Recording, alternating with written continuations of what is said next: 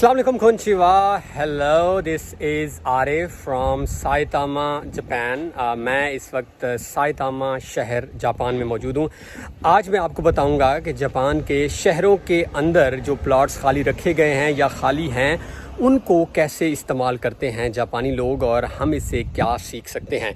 जिस जगह मैं मौजूद हूँ ये टोक्यो से सामने, अगर ट्रेन स्टेशन हम जो हमारा करीब वाला है वहाँ से जाएँ तो ये हार्डली आप कह सकते हैं कोई 30 से 35 मिनट की ट्रेन जो है वो आपको शिंजुकू या शिबुया पहुँचा देगी, जो कि जापान टोक्यो का कैपिटल है। यानी ये बहुत करीब मैं जापान के ग्रेटर टोक्यो एरिया में मौजूद हूँ, शहर के अंदर।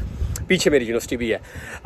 पाकिस्तान के बहुत सारे मसाइल हैं इस वक्त। अगर पाकिस्तानी मसाइल की बात करें तो अंबार लगे हुए हैं, लेकिन कुछ ऐसे मसाइल जो बहुत ज़्यादा बढ़ने जा रहे हैं, जिसमें इस वक्त आप देख सकते हैं फ्लडिंग है, हमारी कंटिन्यूस रेन्स हैं, और इसके अलावा पहाड़ों से पानी आ रहा है दरियाओं में। ये तो एक मसला है जो कि गंभीर है। दूसरा पाकिस्तान का मसला जो है वो ऑफ कोर्स वो है फूड स्कैर्सिटी, यानी ग़िज़ाई किल्लत का पैदा होना, जो कि हो चुकी है। अभी पाकिस्तान के लाखों करोड़ों अफराद प्रॉपर खाना नहीं खा रहे।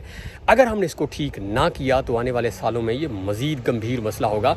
लेकिन इन रिटर्न हम क्या कर रहे हैं, हम अपोजिट चल रहे हैं। हम अपने प्राइम एग्रीकल्चर लैंड्स को, बागात को और क्या कर रहे हैं, हम कन्वर्ट करते जा रहे हैं हाउसिंग स्कीम्स के अंदर।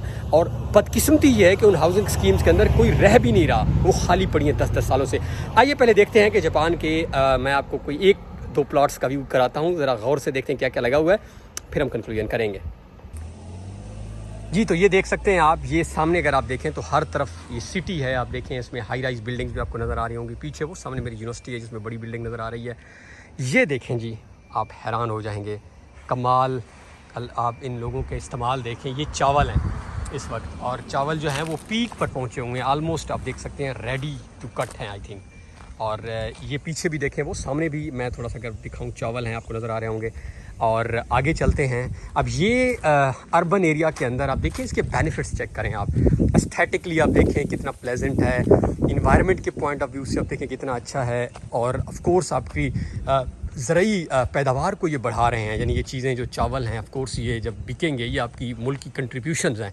और इसके साथ जो बहुत बड़ा एडवांटेज है इसका, आपको पता होगा जापान के अंदर औसत उम्र बहुत ज़्यादा है लोगों की, तो इस एक्टिविटी में ज़्यादातर बूढ़े लोग इन्वॉल्व होते हैं। तो इसका एक फ़ायदा ये होता है कि बूढ़े लोग इस एक्टिविटी के अंदर रहते हैं और वो फ़िट रहते हैं, हेल्दी रहते हैं, मेंटली वो बड़े फ़िट रहते हैं, वो यहाँ लगे रहते हैं इन चीज़ों में।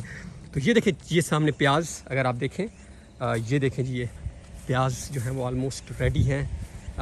वो मैं चावल दिखा रहा था आपको, ये देखें ये चावल, ये अभी थोड़ा सा टाइम लगेगा इनको। तो ये देखें जी, ये एक प्लॉट। तो सवाल ये है कि वाई नॉट, हम क्यों नहीं करते। हमारी जब इस तरह, अव्वल तो हम कन्वर्ट करने ना दें। जिस तरह जापान में बहुत सख्त पाबंदी है, यहाँ पे इन्होंने एक सिटीज़ की बाउंड्रीज़ डिफ़ाइन की हैं जिसके अंदर आप डेवलपमेंट कर सकते हैं, बाहर जा नहीं सकते।